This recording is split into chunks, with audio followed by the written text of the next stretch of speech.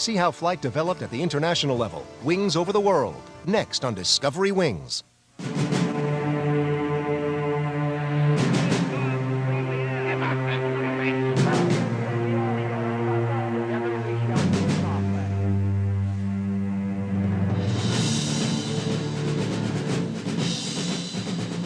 In 1955, a monumental aircraft appears in Soviet skies. It is the Tupolev Tu-95 Bear. The fastest propeller-driven aircraft in the world, it is capable of dropping nuclear weapons in the heartland of America.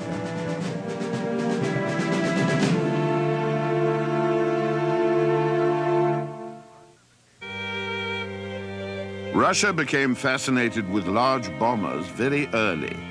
In 1912, Igor Sikorsky began to build the huge Bolshoi Baltiyski, the Baltic Grand, the world's first four-engined aeroplane. This is a replica of its successor, the Ilya Muromets, which was larger still. It had a wingspan of 113 feet and weighed about 5 tons. Almost 80 Ilya Muromets bombers were built. They served the Imperial Russian Air Service with distinction in World War I.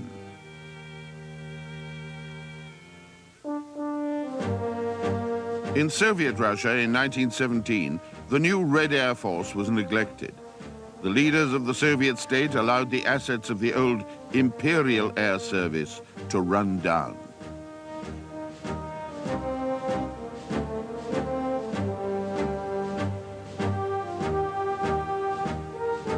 In a country where the horse was still a military weapon, support for aviation was not widespread. But slowly, the value of the aeroplane was recognized. Aircraft and spare parts were salvaged. Factories were reopened.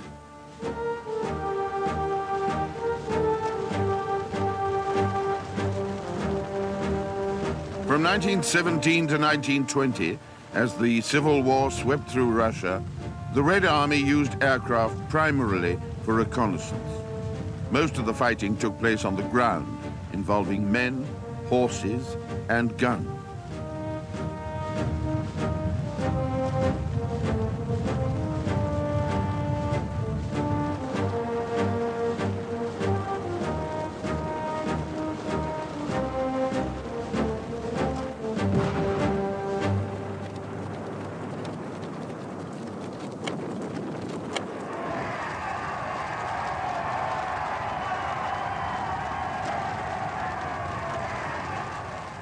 In January 1924, Vladimir Lenin, the Soviet leader, died. No one was powerful enough to succeed him as a clear-cut leader.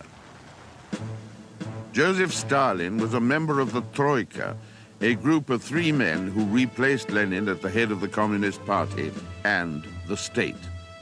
By this time, Soviet aviation was beginning to recover from the effects of brain drain and neglect. The Society of Friends of the Air Fleet set out to raise interest in flight and money to build planes. They aimed straight at the people of the Soviet state for support. Their slogans, "Workers, build an air fleet," and "Proletariat, take to the air," were designed to identify industrial workers with the new Air Force. Their first squadron of aircraft, formed in 1922, was named in memory of Lenin.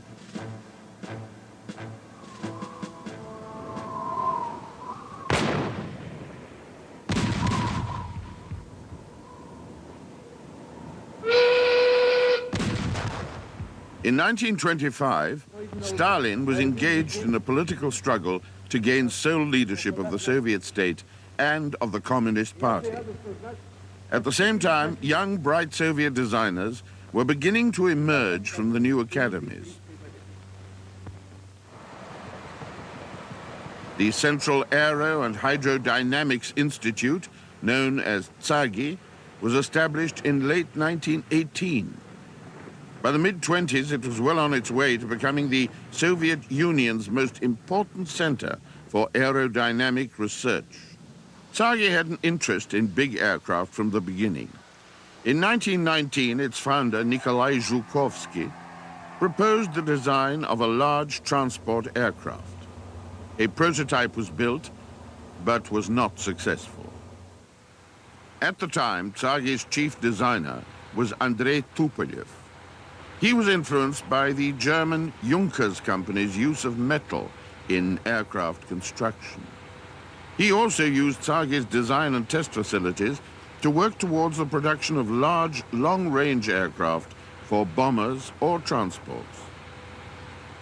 Throughout the 20s and into the 30s, Tsargi's test facilities expanded. Its wind tunnels, in particular, became essential tools for a Soviet aircraft industry that was beginning to throw off the influence of foreign designers and develop an identity of its own. Tupolev's first really large aircraft, the AMT-4, flew in 1925, the world's first all-metal twin-engined monoplane heavy bomber. It was an extremely successful design, but for Tupolev, it was just one of a long series of extraordinary large aircraft. The ANT-9 flew in May 1929. It was a 9-passenger airliner that proved its long-range capability by flying from Moscow to London and back via Berlin in 53 flying hours. It was just one of a number of major long-distance flights by Tupolev aircraft in the 20s and 30s. The AMT-6 of 1930 was the first Soviet 4-engined heavy bomber.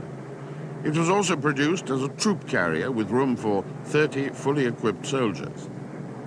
The Soviet strategic bombing policy was based on this aircraft. With the ANT-4, it made the Soviet bomber force the largest in the world at the time. More than 800 ANT-6s were built, and it remained in service right through the 1930s. In June 1933, Andrei Tupolev's remarkable ANT-25 flew for the first time. Its wingspan was 111 feet, but the fuselage was only 44 feet long. It had fuel tanks in the wings, retractable landing gear, and only one engine. Theoretically, at least, it could stay in the air for 100 hours. It was built on the orders of Stalin as a record-breaking aircraft, but was also thought to have potential as a long-range bomber. It never became a bomber, but it certainly broke records. In September 1934, an ANT-25 made a non-stop closed-circuit flight of almost 8,000 miles, a record that was not broken until the 1970s.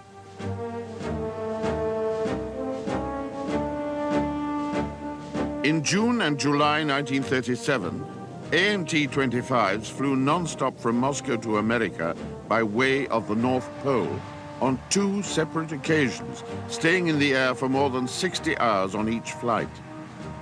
The June flight to Portland, Washington, covered 5,300 miles, and the second to San Jacinto, near Los Angeles in California, was 1,000 miles longer.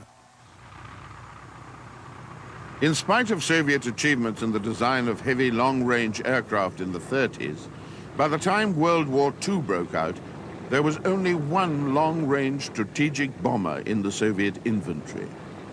It was the Petlyakov PE-8. The PE-8 project began under Tupolev in 1936, but was delegated to the Petlyakov Bureau in 1938. Petlyakov had been wing designer on a number of major Tupolev aircraft. For its time, it was an advanced design. The PE-8 entered service in 1940 and took part in retaliatory raids on Berlin in 1941. But losses were heavy, and such long-range raids were not persevered with.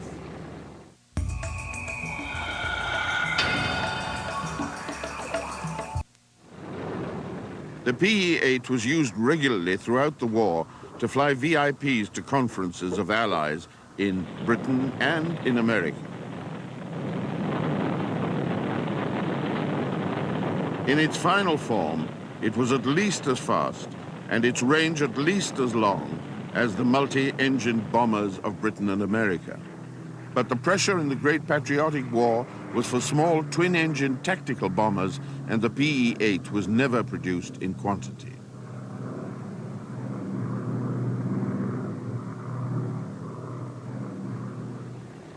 The introduction of the extraordinary Boeing B-29 was an event of great importance to the outcome of the war. The United States now had an aircraft of unprecedented long-range, high-altitude performance. Throughout the war, the Soviets had made repeated requests of the Allies for a 4-engine bomber to replace the PE-8. There was no response. The Soviets had already seen the need for a future strategic air force, given the massive striking power Britain and America now possessed. Then, in August and November 1944, 3 USAF B-29s landed on Soviet territory in the Far East after running low on fuel. Stalin had been presented with a windfall gift in the shape of the world's most advanced strategic bomber. Tupolew was ordered to copy the airframe, and Kuznetsov, the engine designer, to copy the Wright Whirlwind engines.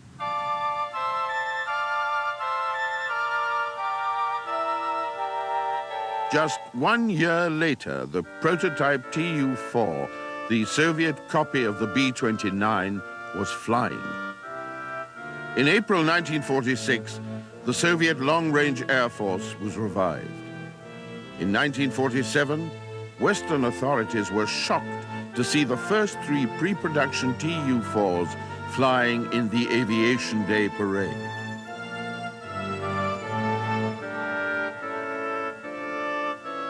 It took 2 years to complete the flight test program, and the Tu-4 did not enter service until 1949. In the United States, the B-29 was already obsolete. But the Tu-4, codenamed by NATO Bull, was produced in quantity. 1,500 were built before production ended in 1954. As the Soviet nation was marshaled to rebuild, the Kremlin confronted a new world strategic situation. The possibility of another war, a war between East and West, was looming. If the United States could drop a nuclear bomb on Hiroshima, it could equally deposit one on Leningrad. And the Soviet military had little knowledge of radar early warning systems, or jet engine design, or surface-to-air defenses. The 1947 May Day parade in Red Square continued the pre-war Soviet tradition of mammoth shows of military strength.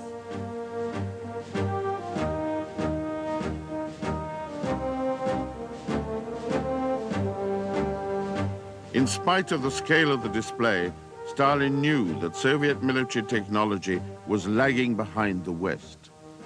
The great Convair B-36 could fly 6,800 miles and carry 84,000 pounds of bombs.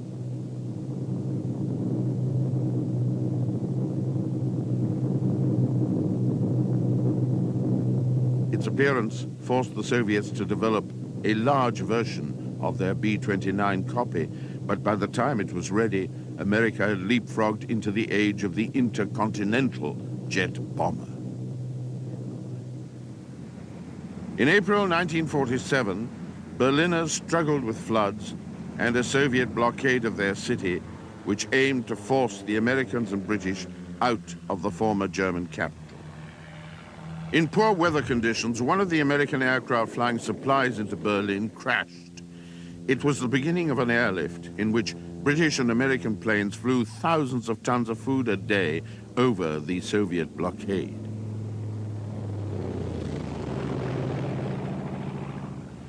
What was now being referred to as the Cold War deepened. Relations between the West and the Soviet Union reached new levels of stress.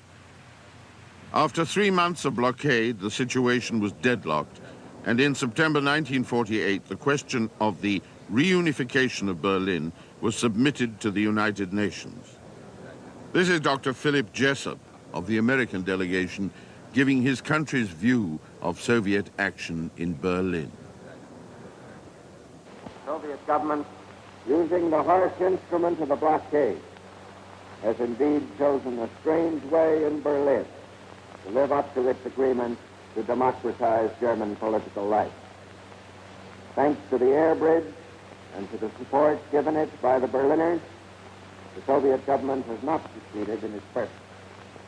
Now, Mr. President, as I pointed out to the Security Council before, we could have used our armed force against the Soviet threat, or we could have meekly submitted and surrendered our rights and duties in Berlin, subjecting nearly 2.5 million Germans to Soviet rule with all that that implies. What we actually did, and what we're still doing, is to live up to our obligations under the Charter of the United Nations and try to settle the question by peaceful discussions while continuing to discharge our obligations in Berlin. By May 1949, the blockade was over, but the Western powers had formed NATO, the North Atlantic Treaty Organization, a united front against the Soviet Union.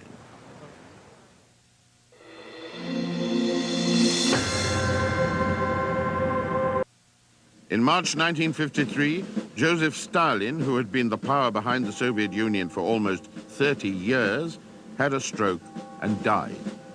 Western analysts looked for the emergence of a clear successor. They found it in the secretary of the Central Committee of the Communist Party, Nikita Khrushchev. The prototype of the Boeing B-52 Stratofortress flew for the first time in April 1952 and immediately transformed the balance of air power between the Soviet Union and the United States. Even though it would not enter service for some years, it was a vast technological leap beyond the B-29 and the B-36. It could fly halfway around the world without refueling and reach speeds close to the speed of sound.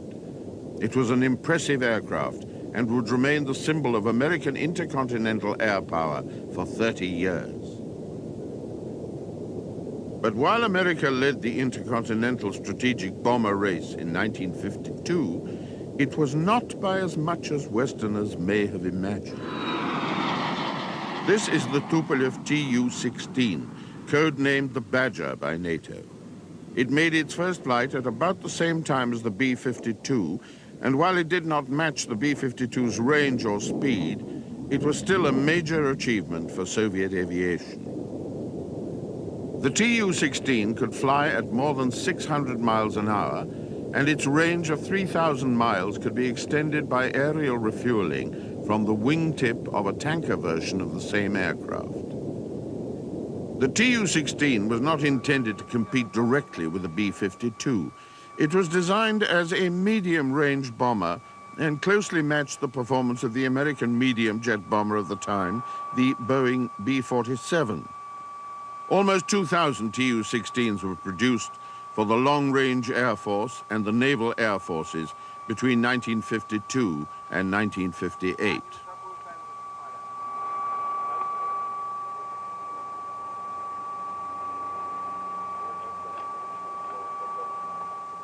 The Tu-16 originated from a Red Air Force request for a replacement for the Tu-4.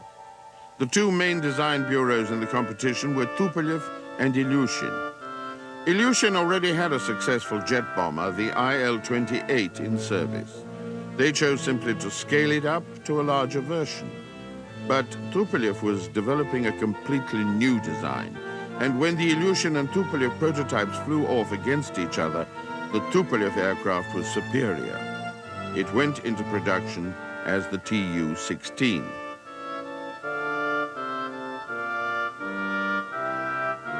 The Ilyushin competitor, the IL-42, was an old-fashioned straight-winged aircraft with its jet engines in large wing pods, but the Tu-16 was a thoroughly modern design. Its advanced aerodynamic features placed it on a par with any comparable Western aircraft. It had swept wings with a span of 108 feet. Its two engines were recessed smoothly into the sides of the fuselage at the wing roots. The engine nacelles themselves were more slender in the middle than at the front or back, giving a wasted effect that was intended to reduce drag. The Tu-16 carried a crew of 6. 2 were gunners. The forward dorsal gunner operated from a bubble on top of the fuselage.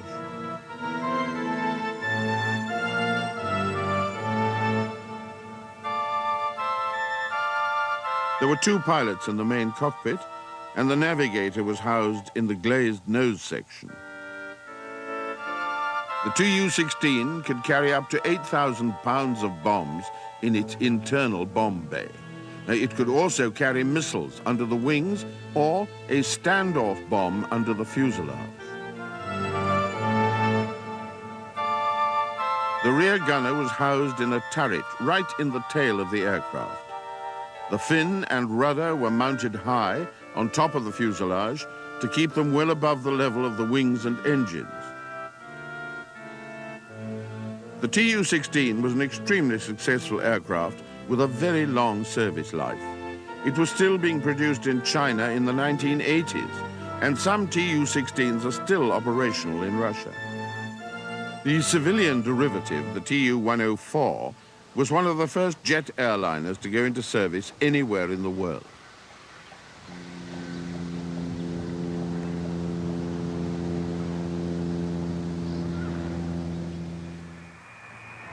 This is the Myasishchev Atlant. It's the civilian version of the Myasishchev M4, known to NATO as the Bison, the Soviet Union's first attempt at a genuine intercontinental jet bomber. The Atlant was developed in the mid-80s to transport the Soviet space shuttle, the Buran, on its back.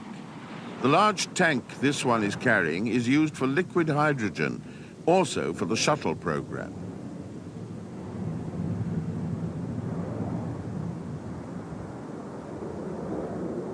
Apart from its large twin vertical tails and the carrying attachment on the fuselage, the Atlant is basically the same as its ancestor, which was first seen in public at the Soviet Aviation Day flypast in 1954.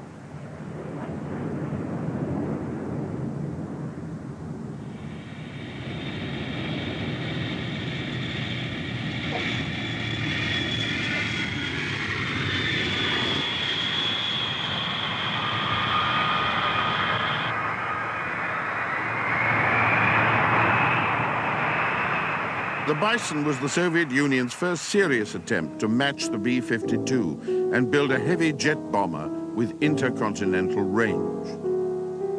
It was a response to Joseph Stalin's 1949 order for work to begin on a jet bomber capable of flying to the USA and back. When the prototype of the Myasishchev M4 was finished, it was called the Molot, the hammer. Andrei Tupolev, knowing that Soviet jet engines were not sufficiently developed to satisfy Stalin's demand, chose not to compete with Myasishchev and instead concentrated on the development of a turboprop engine capable of powering a large aircraft. Stalin's requirement was that the intercontinental bomber be capable of flying 10,000 miles. Myasishchev used 4 of the same jet engines that powered Tupolev Tu-16, but they were not capable of delivering Stalin's range.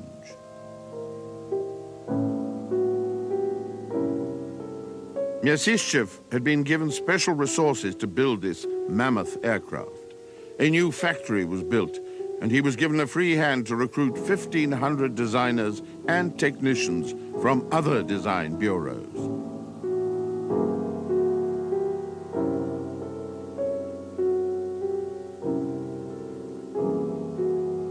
The Bison was not as big as its American opponent, the B-52. Its wingspan was 20 feet less. Its maximum takeoff weight of 350,000 pounds compared with the B-52's 500,000. There were similarities, however. The main landing gear was housed in a fuselage, in a tandem arrangement similar to the B-52s. Like the landing gear of all Russian aircraft, it was massive. For stability, the tips of the drooping wings were fitted with small outrigger wheels. When the prototype was completed and tested in flight, it was a disappointment. Myasishchev's hammer was not the tool to strike fear into the Cold War hearts of the American population. Instead of Stalin's 10,000 miles, the Bison could only manage 5.5. Turbofan engines, which were more powerful and economical, were fitted to later versions. But by then, Khrushchev was concentrating resources on strategic rockets. And Andrei Tupolev's giant turboprop bomber, the Bear, was in operation.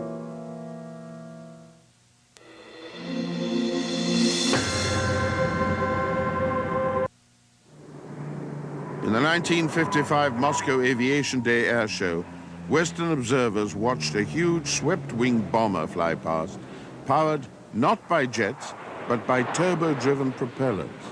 The observers thought it could be little more than a curiosity, and no match for the Myasishchev Bison they had seen the year before, but they were in for a shock. Among an impressive array of Soviet Air Force equipment, they had just glimpsed what would prove to be the world's fastest propeller-driven aircraft, a bomber with a range of almost 8,000 miles, a bomber quite capable of flying across the North Pole and of reaching America. The turboprop engine that gave the Bear its speed and range was developed by the Kuznetsov Bureau. Kuznetsov were helped by engineers who had worked with Juncker's company, recruited from Germany at the end of the war. Between 1950 and 1954, they developed a turbo shaft engine that could produce over 12,000 horsepower and drive a pair of counter-rotating propellers. The propellers themselves were supersonic, with automatic pitch change. The combination of engine and propeller was extremely efficient and justified Tupolev's decision to seek long range and high speed through turboprop rather than pure jet power. The Bear could fly 100 miles an hour faster than anyone thought possible in a propeller-driven aircraft. It could reach 575 miles an hour. In October 1956, there was a wave of protest across Europe at the severity of Soviet action in crushing Hungary's anti-Soviet revolt. In West Berlin, there was a torchlit mass meeting. In Paris, the headquarters of the Communist Party was put to the torch. In Holland, the Communist Party's building was stoned. There was a fear in the West that the Soviets were reverting to tactics like those employed by Stalin to keep the Soviet Union together.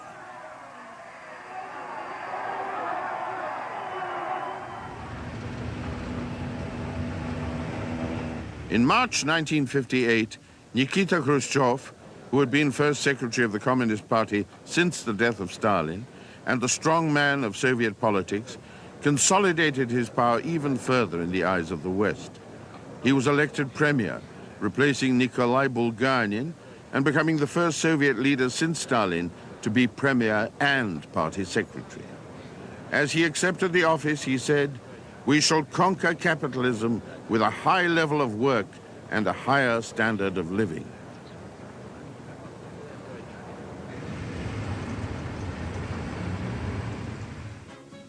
The arrival of the Tu-95 Bear in service in the late 50s was a unique achievement for the Tupolev Design Bureau.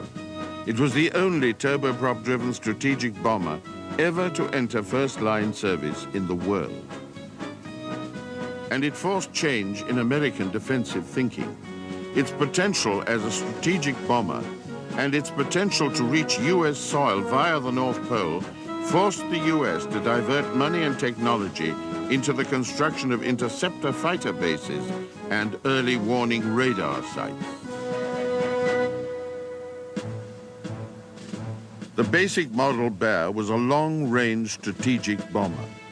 It was not as big as the B-52, but was still an enormous aircraft. Its wingspan was nearly 170 feet. Its maximum takeoff weight was 415,000 pounds. It could carry 20,000 pounds of nuclear or free-fall conventional weapons.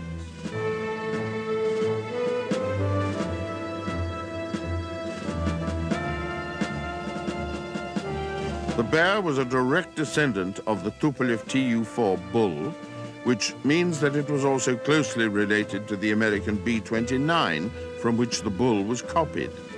But superficially, at least, the similarity is not obvious.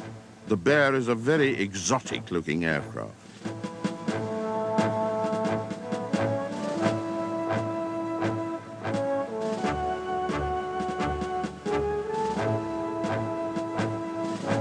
The appearance of the Bear is dominated by its propellers. They are enormous, 16.5 feet in diameter, 4 blades on each propeller, 4 engines, 2 propellers driven by each engine, revolving in opposite directions, a total of 32 blades.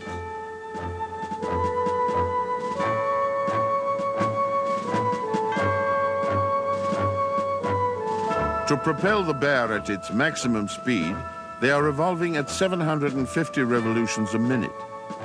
The speed of the propellers at the tips is Mach 1.08, just over the speed of sound.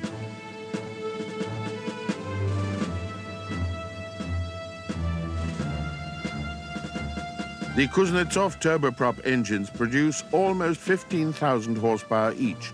They are housed in long, narrow nacelles faired into the swept wings.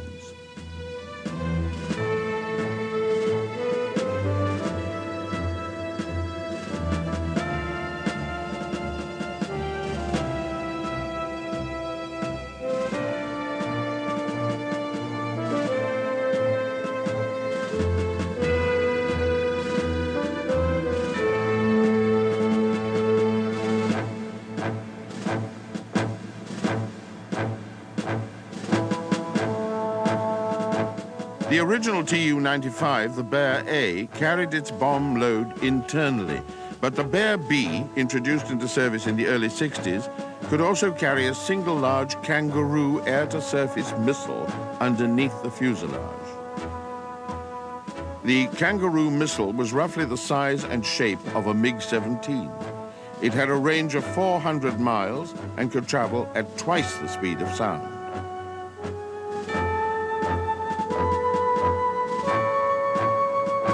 The landing gear of the Bear had to be extremely long to give the propellers ground clearance. And as in all Soviet military aircraft, it had to be rugged to allow landing on rough, unmade strips.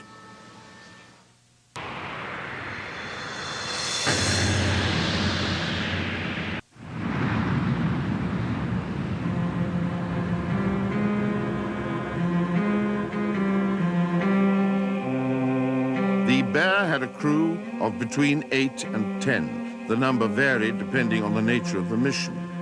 There were 2 pilots and 1 or 2 navigators. The rest of the crew were radar operators and gunners.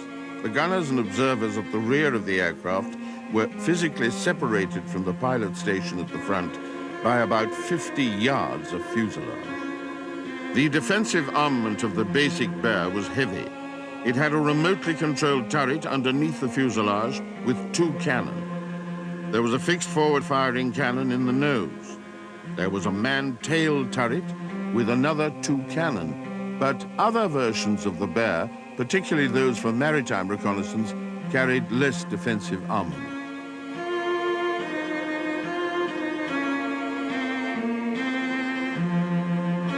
Some naval versions of the Bear were not used as weapon systems themselves, but provided targeting data to missile control and guidance stations on board Soviet ships or aircraft that were too far away from their target to aim accurately. Using information from the Bears, they could launch their anti-shipping missiles in precisely the right direction. The observation blisters on each side of the rear fuselage were used by gunners to aim the cannon in the remotely controlled turret underneath the aircraft's belly. On versions without the ventral turret, they could be used to house surveillance or photographic equipment.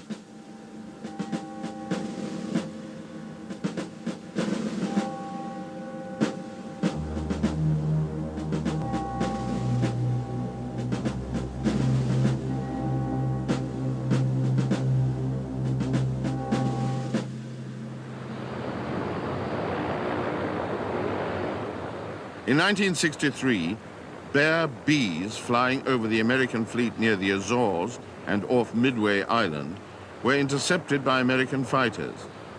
They were different from the Bear A in that they had long in-flight refueling probes in the nose, and the recesses that were normally occupied by the Kangaroo missile were fared over and fitted with camera ports for photographic surveillance. There was also a large blister on the starboard side of the fuselage. The Bears were particularly interested in the US carriers Forrestal and Constellation, and a great deal of film was exposed by both the Soviets and the Americans as the cat-and-mouse game between fighter and reconnaissance aircraft was played out.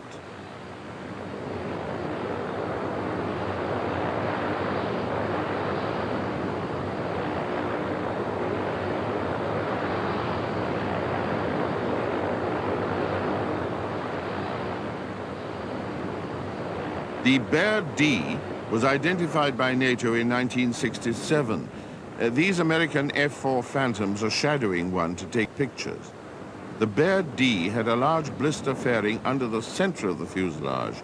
It housed surface search radar. Opportunities to photograph Soviet aircraft in detail were accepted whenever possible by NATO aircraft so that the latest information on development could be analyzed and fed into the identification system.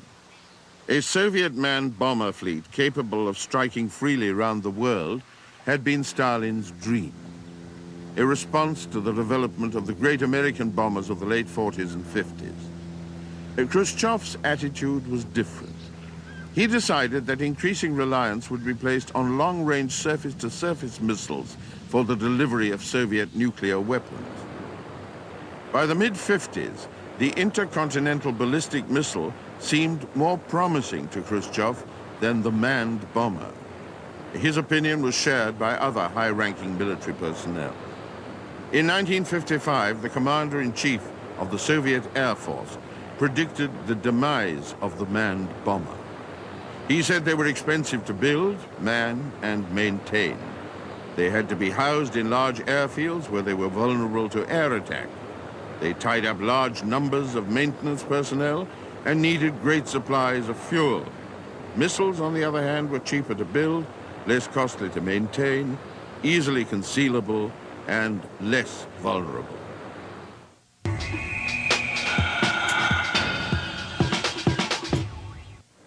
Soviet missile development did not proceed as quickly and effectively as Khrushchev wished.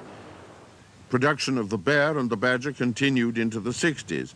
Bombers were capable of carrying air-launched guided missiles that allowed them to stand off from the target rather than have to penetrate deep into enemy airspace.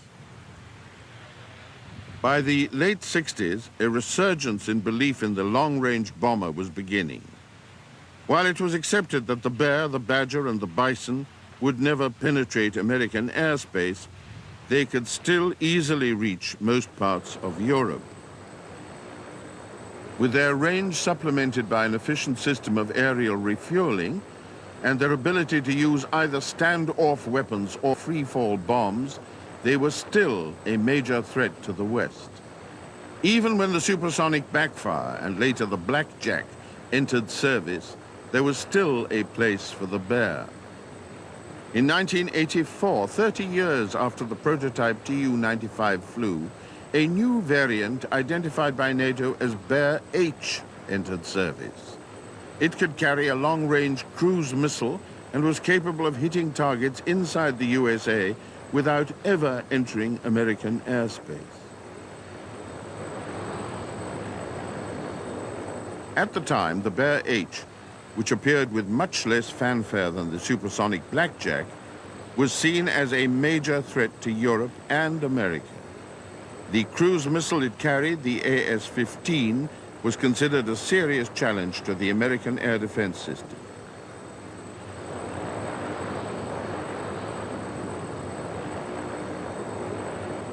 After almost 40 years of service, the great rumble of the Bear's engines can still be heard across Russia, Europe, and the oceans of the world.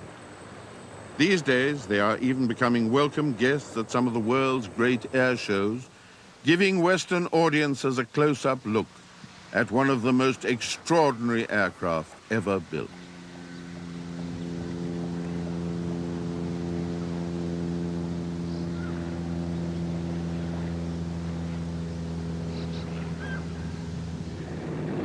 In the Soviet Union, most major civil aircraft were developed from military designs. The extraordinary Tu-114 airliner was a development of the Tu-95 Bear. It entered service in the early 60s and could carry up to 220 passengers.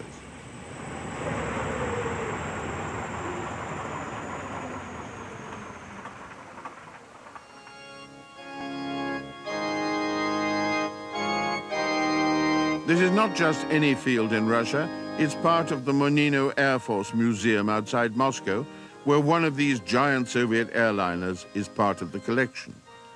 In 1959, a Tu-114 flew Nikita Khrushchev from Moscow to New York non-stop. The 4,162 miles were covered in 11 hours in a propeller-driven aircraft. At the time, it was the largest and heaviest commercial airliner in the world. It remained in service until the late 60s, flying international routes to France, Canada, India, and Japan, competing successfully with a new generation of jet airliners.